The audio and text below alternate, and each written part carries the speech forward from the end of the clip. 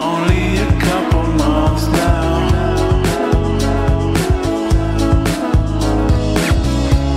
I think I recognize her. Welcome to The Truth in This Art. I am your host, Rob Lee, and I am thrilled to introduce my next guest, partners at Toki Underground. That's DC's original ramen noodle restaurant. One is an experienced interior designer with a master's degree in interior design from Pratt. He partners with chefs and hospitality groups to create curated spaces that enhance the dining experience, while the other has a diverse background, including growing up in a French restaurant in Dublin, Ireland, his family's business, and he has a strong international perspective on food and community. Please welcome Christophe Richard and Olivier Caillabet. Welcome to the podcast. So for the listeners here who are undipped, unfamiliar, and maybe don't know what you guys are doing, please introduce yourselves and what got you interested in like the restaurant industry. If you want to start off, Liv, and we can go down to Christophe. Sure. My name is Olivier Caillabet. Most people call me Liv. I'm from Ireland originally. My family business was a fine dining French restaurant that we had for about 30 years in Dublin. My parents had opened 7 or 8 different restaurants across France, England, and Ireland before that. So I grew up, started working, when I was about 13 in the business, and spent the guts of the next decade working through front of house, back of house, up into management before I left that field briefly to study. Thank you. I like how you said the guts. I listened to an Irish podcast, so definitely thank you for that. I love that. I'm Christophe Richard. Similarly, my family is also steeped in the culinary in the culinary world. Father was Michel Richard, restaurants in DC, and really all over the world. But I kind of I didn't really. I was mostly interested in design as a child. Yeah. I saw what I think the culinary industry did to my dad, at least the amount of time I got to spend with him. So I was like, you know what, I don't think I really want to do that. And then I chose a profession, design, which is the same hours basically, just in a different location, in a studio as opposed to a kitchen.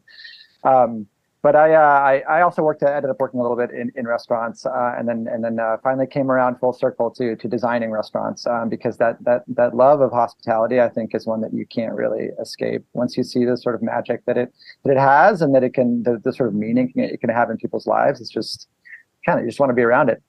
Thank you. That's see. I like the way this is starting off already. It's going well so far. So Liv, let's see. So let's see.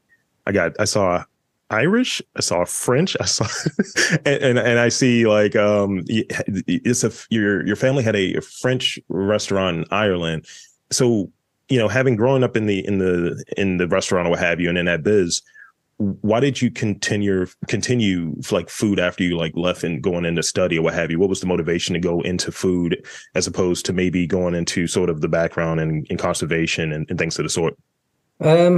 Well, I suppose I couldn't get away at the end of the day, I left, I studied zoology in school and then got a degree in wildlife conservation, and all through school and college I was also working in the restaurant, and then I left, went to Oxford to get my master's, and then I got a job in Southeast Asia working for a non-profit in illegal wildlife trade, and that was really my dream job at the time. It was exactly what I thought I wanted.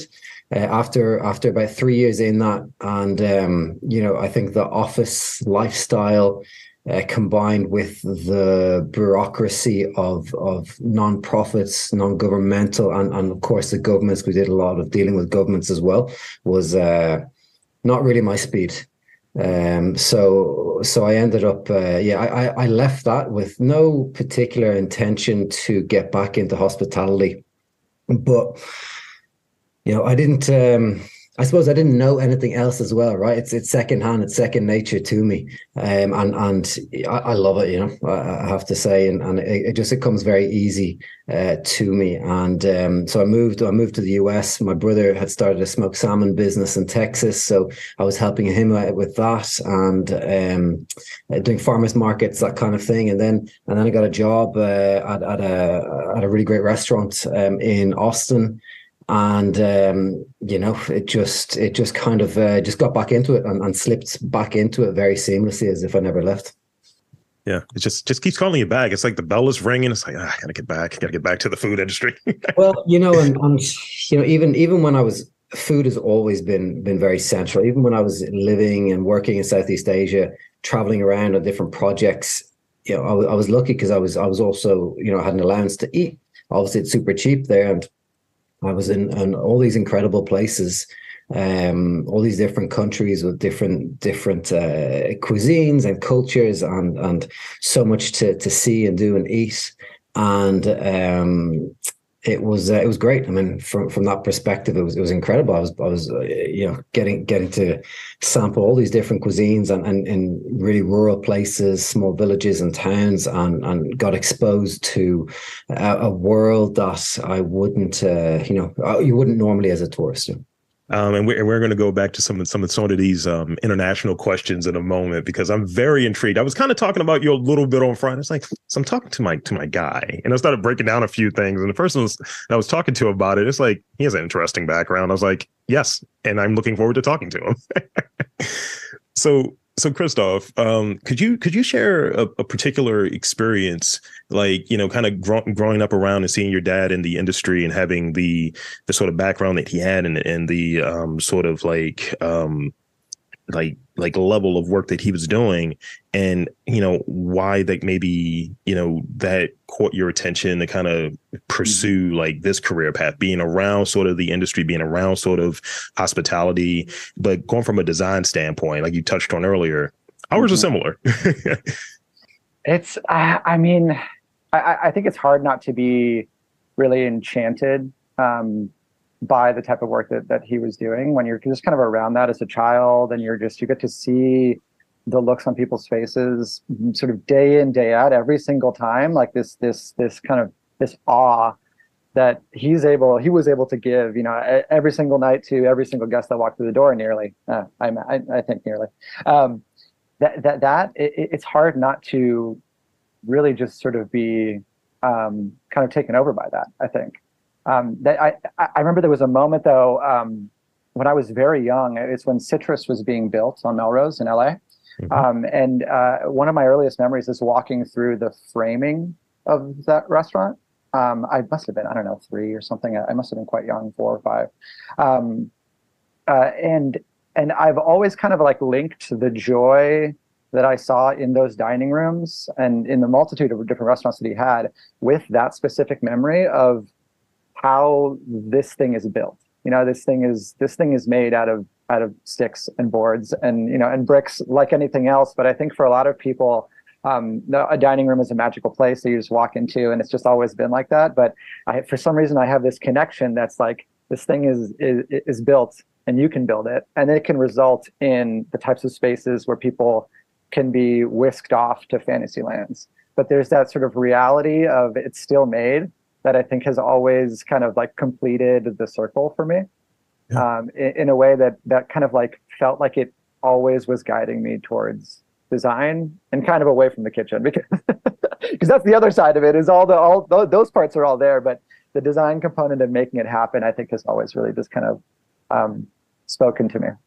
That's really great. And it started making me think of an interview I did a while back about a place that was being repurposed. It was actually, strike that. It's a place that comes to mind now, that was a funeral parlor that's now like a speakeasy, art gallery, that sort of setup. And I'm like, what is that? How does that work? And someone had the vision to say, okay, no, experiences can happen here. This is a place for gathering and maybe looking at it from a different perspective. And it's like, I'm really curious about that, of like how one can see a space and see what it could be used for, and maybe adding this here, maybe let's move the kitchen, or we got to keep the kitchen in this place, or whatever that goes into kind of building out a place that's going to lead to different experiences, revelry, things of the sort. Yeah. Yeah. I think that's so interesting to me, because I kind of see food in a similar way, which is that recipes and the type of food that people eat in every culture is really always building on an experience or a history that came before it. They're all evolutions of like, oh, this food was eaten in this specific place, and then it kind of pivoted because it got brought into the city. And then when it came into the city, the ingredients changed a little bit. And spaces, restaurants are not dissimilar, right? Where like the world is built around us and it's always changing. And I think when we can kind of listen to the history and kind of build on that and go from a funeral parlor to a speakeasy to like a dim sum restaurant back to a funeral parlor, I think it creates a real richness that kind of makes the whole story just so much more powerful. Makes the recipe more powerful and the space more powerful, and just kind of makes us all better for it. Yeah. I was in an art gallery recently, and I learned that, acoustically speaking, it's in Philadelphia, and it is a fine art photography, like art gallery. And it's like, oh, I'm talking to the owner. He's like, yeah, this used to be a piano shop, so the acoustics are fire. So we're sitting here doing this interview, and I was like, this is going to be the best sounding interview I've ever done because this used to be a piano shop. That's awesome. That's awesome. So Liv, if you could you share like a bit of like some of the influences of having this international background and having sort of this experience in working in like Southeast Asia, and like how that like has influenced your approach to cooking and culinary creations, things of that sort? Like, is there an example that comes to mind, top of mind? Maybe it's like, I had this experience here working in this completely different job that definitely carries over to what you're doing now. I think, well, I was very lucky in the fact that we were all, my parents exposed myself and my brothers and my sister to food constantly. I'm constantly exposed to different cultures, different food, and obviously starting in Ireland, which, back then there wasn't a huge amount, to be honest with you. But, afterwards traveling an awful lot with my parents, and them taking us places, and then that catching that bug and traveling myself, all over the world. I spent time in Africa, several different parts of Africa, obviously Southeast Asia as well, there for several years, and then all over Europe. And I think there's definitely a few meals that really stand out to me, that really stay with me.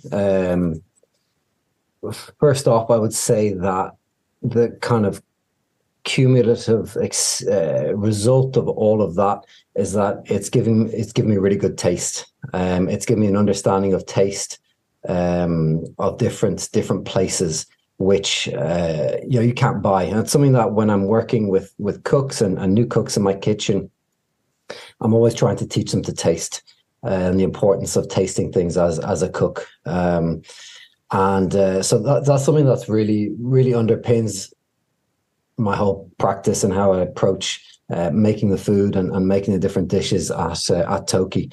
There's been a few, I'd say there's definitely, as I was saying, a couple of meals, couple of experiences that really stand out. The first Ethiopian meal I ever had was in Dar es Salaam, and I spent about a month there.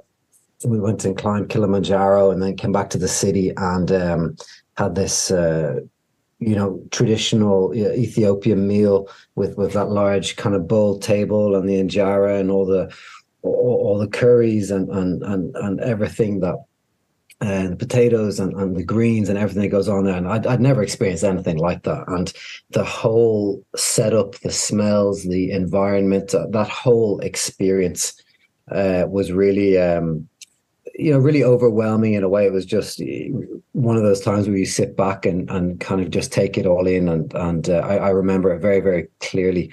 Another thing I would say about all the traveling is, recognizing the depth of different experiences that can be had, and I think which experiences are good and memorable and why, and that has provided me on top of a depth of taste and understanding of taste. I think an ability to create memorable experiences in that dining space, from the food all the way through to the service and the environment and all those kind of things. And it's also, now with this is a relatively, it is a new partnership that we have at Toki Underground. Christophe joined recently, and it's been really, really exciting, obviously, to see the depth of experience and talent that he brings from an architecture and design perspective, and being able to create that and talk about it, and us having with our other partner Jeff, having this shared love of the experience and of dining out, and wanting to recreate that, and being able to vocalize that and talk about that, and then have Christophe put it into place, and kind of materialize it, is really has been really exciting and really, really fun. It's almost like a Rosetta Stone kind of thing. It's like, this is what I'm looking for from my perspective. How do you translate that into your language, what have you, whether it's design and experience? And definitely, we're going to talk more about Toki in a moment. But I want to have this one last question for Christophe, because I'd be remiss if I didn't mention it. I see there's that international piece there as well. Like you had some time in Japan, right? And, you had this sort of realization about space and design are critical for the hospitality experience. Could you speak a bit more on that? Sure. Yeah. And thank you, Liv, for the kind words. But I think part of my journey in coming back to restaurants and really deciding that restaurant design was where I wanted to be was the time I spent living in Japan. I was there for 3 years in Hokkaido, which is the far north, very snowy, very pretty different from I would say the rest of Japan, definitely from Tokyo. But I think just generally, their approach to hospitality, I think, is very different than what I've sort of experienced in the States.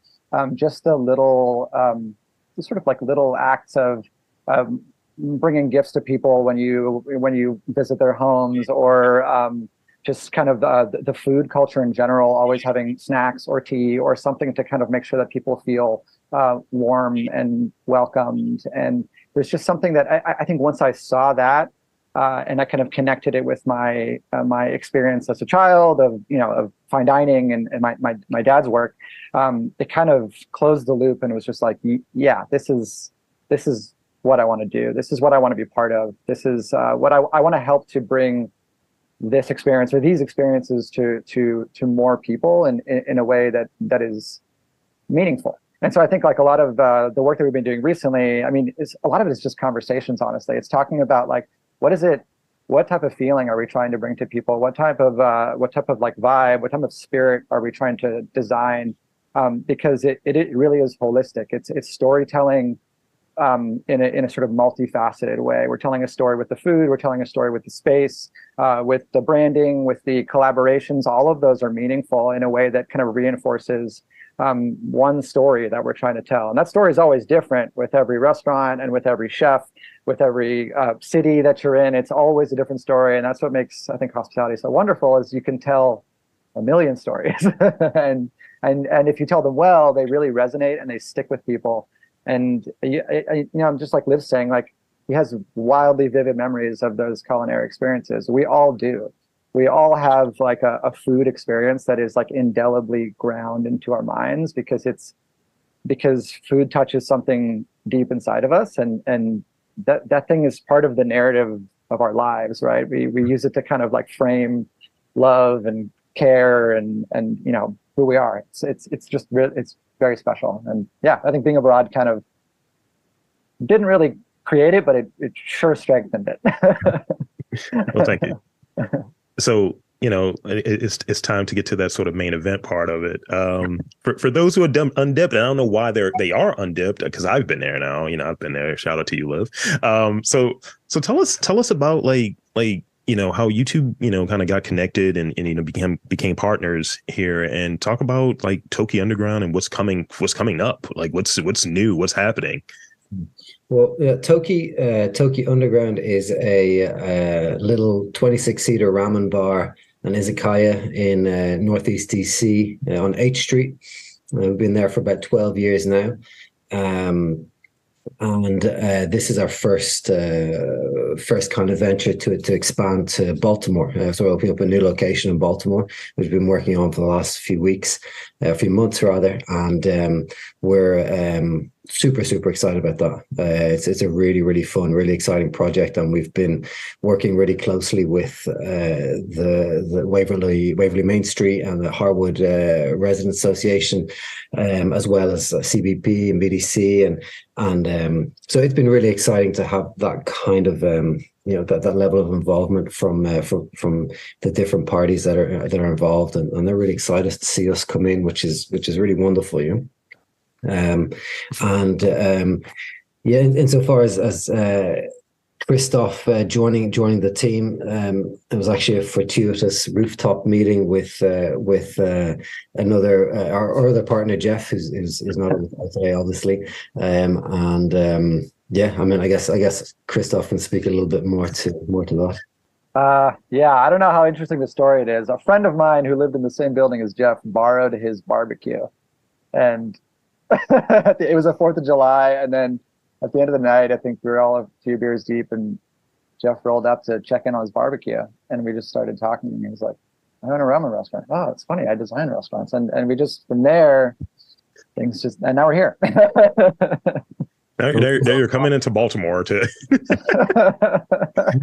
What's funny as well is that actually a friend of my father's best friend was also friends, I believe, with Christophe's father, and my brother had staged at Citron in LA, and another my father's friend's son had also stayed with the family and worked at the restaurant as well. One of these crazy kind of 2-3 degrees of separation, right, type things.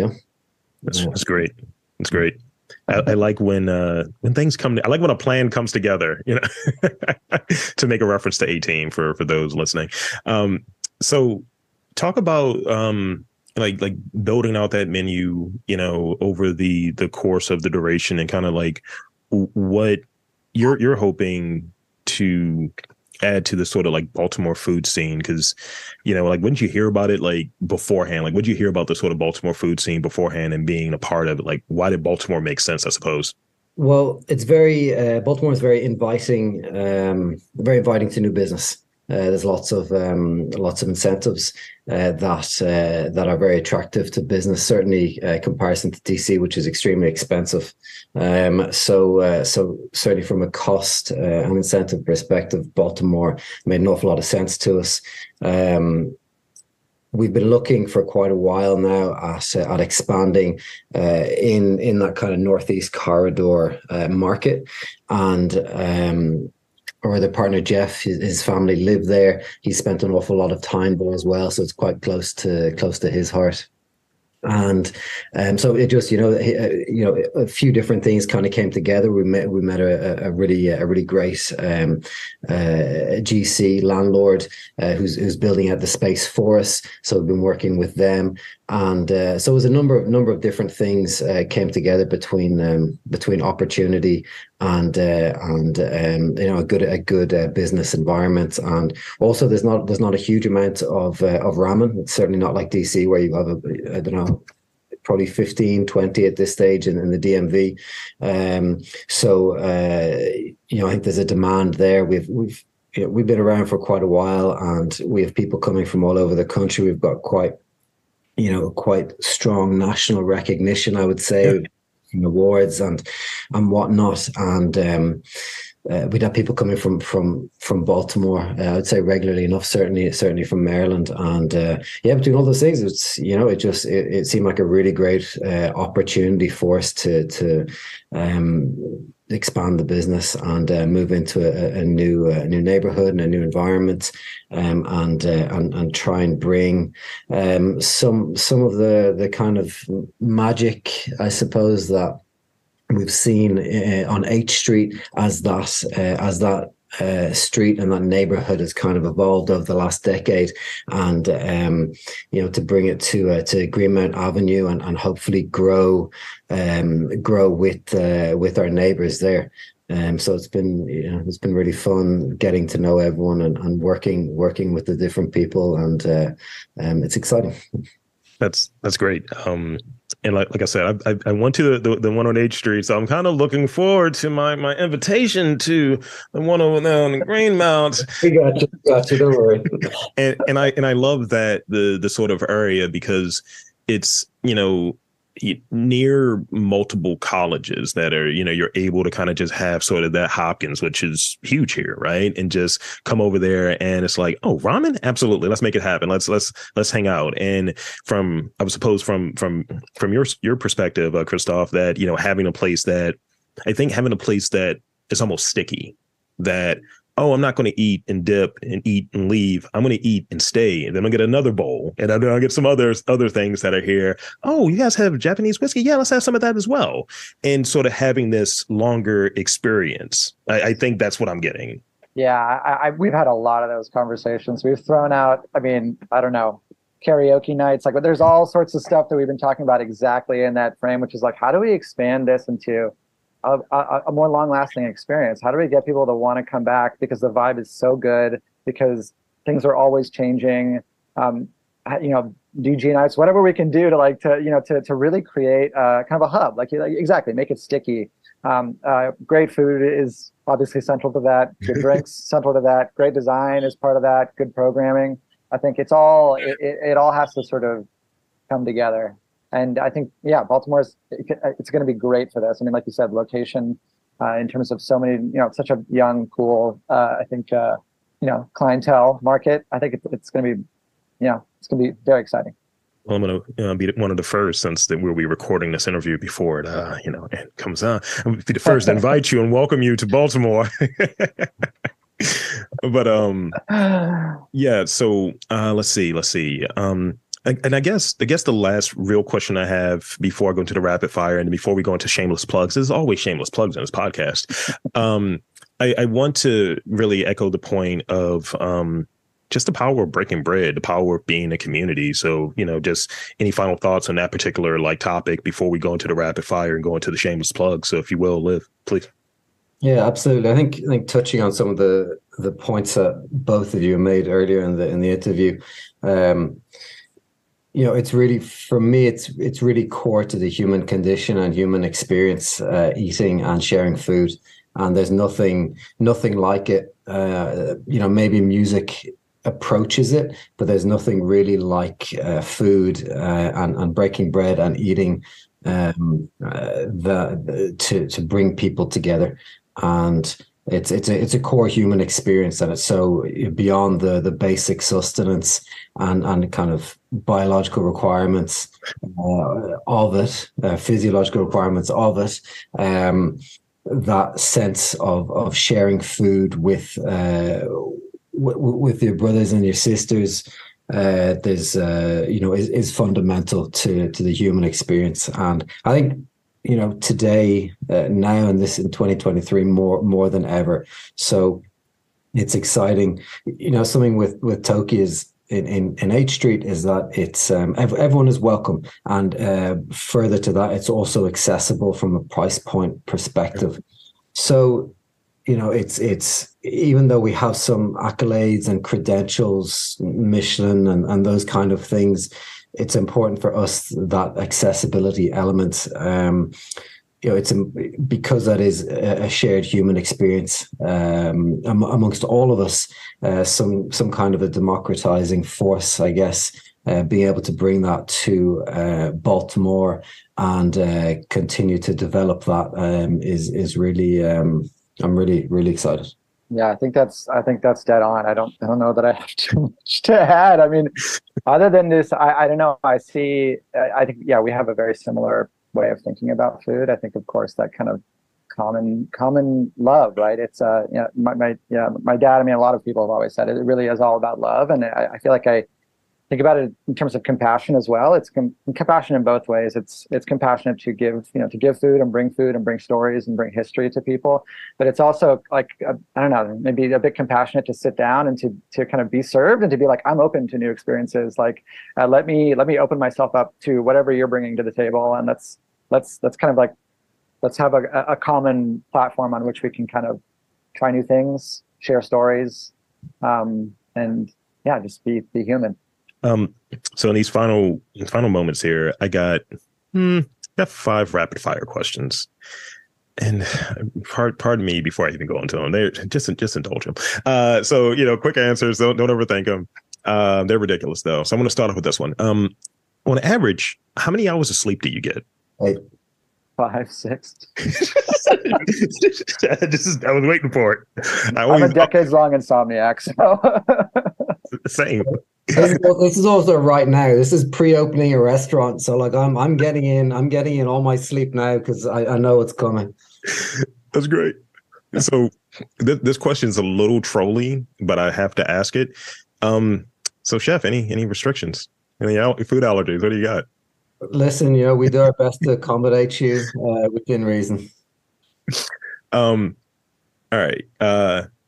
Chicken breast or thigh? Like, what do you prefer to prepare? What do you prefer to eat? Thigh all the way. Christophe, do you have any thoughts on that one? I like both, honestly. I do not discriminate. The whole bird. I love it. Do either of you have a favorite book? Several, I'd say. I can reframe it to help, because I know a lot of people have like multiple. Like, this is my favorite from this year. I guess, what is the book you've read the most? I come back a lot to a book by Robert Irwin, sculptor, artist, called Seeing is Forgetting the Name of the Thing You're Looking At. And it's partially biography, but it's also about sort of like how to take in the world around you and appreciate beauty. And I don't know, it's always inspiring. Yeah, on that note, I would say the Japanese book Wabi Sabi is always a very, very pleasant read. It's always offers something new every time you read it. I would say I'm right now I'm reading Atlas Shrugged, and I'm about 700 pages in. I'm pretty knee deep in that. I'm enjoying that quite a lot. Nice. Yeah, I always bring. I listen to a lot of audiobooks, but I always have this one. I'm always mindful of what I'm purchasing, like the tangible of. And I got this. What is it? I think it's a Japanese book called Ganbate, and just like the whole perseverance thing. And I was like, oh, the Great Wave of a Cat. Oh, I can go buy this whole thing. This is great. And just whenever there's something that is just there, it's just like, just keep pushing through. Just keep pushing through. Oh, you have 1,000 things to do. Just keep pushing through. The wave is not even there. And that's been very helpful. And the fact that I bought it after getting the audiobook, it's like, I need to have this in print. I need to have the real thing. That's, limited space. So it makes sense to me. Nice. And this is the last one. And this might be the most trolly one, but I think it's funny because I've gotten some funny answers, especially from folks in the food and hospitality industries. What is a phrase that you say way too often? Oh, geez, that's kind of hard. There was a few people just switched it and said, there's a word I use too often and it starts with an F. And I was like, wow, this is what we're doing.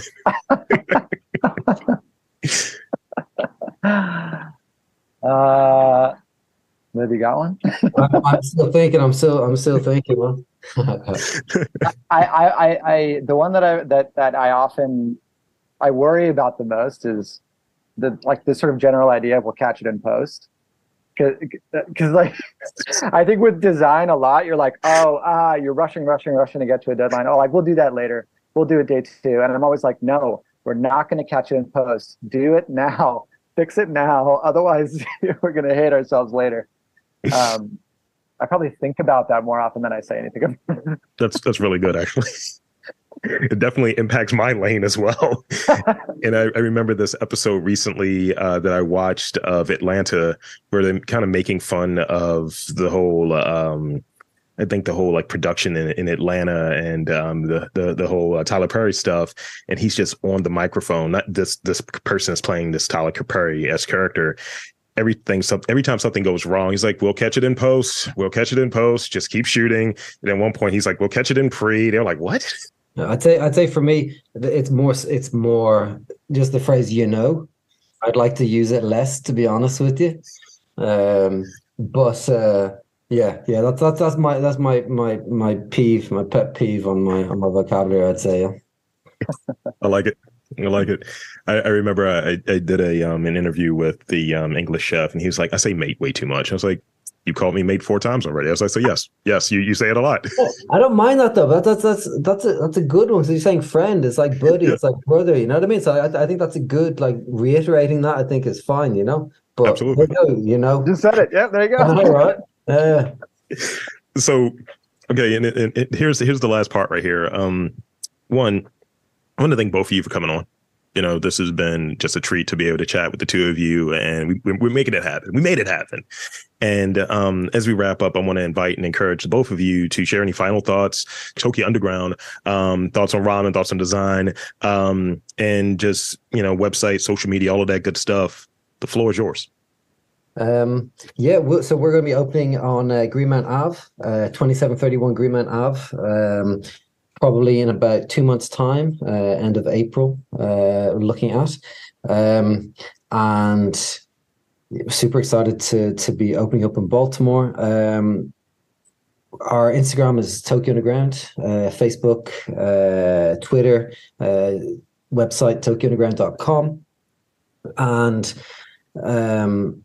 I'll start the point on design, I guess. If you have been to the Toki in DC, you know, as Christophe was mentioning earlier, it was quite an organic growth and accumulation of style on an initial canvas, and it's grown into something really. I think that most people are moved by consistently, and seeing the evolution of that to the new Toki, and what we're working on there, and the type of designs that Christophe has been putting in place. Really excited to share that with everyone, people who've enjoyed Toki so far, and our new neighbors in Baltimore. Really excited to share that with them. Yeah, I echo all of that, and thank you for inviting us. And to speak with you today as well. It's been super fun. Yeah, absolutely.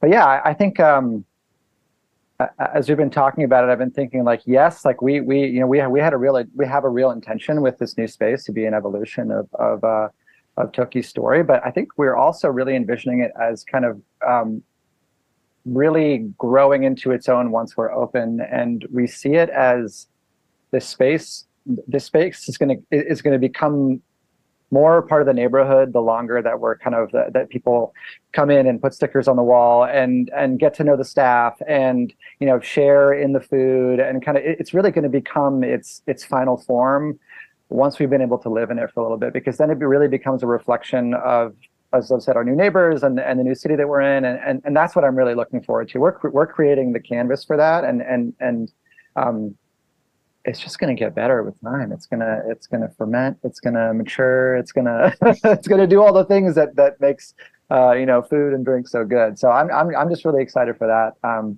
Excited to be opening up, and we hope everybody comes by, says hi, and shares in the stories and the food and the fun.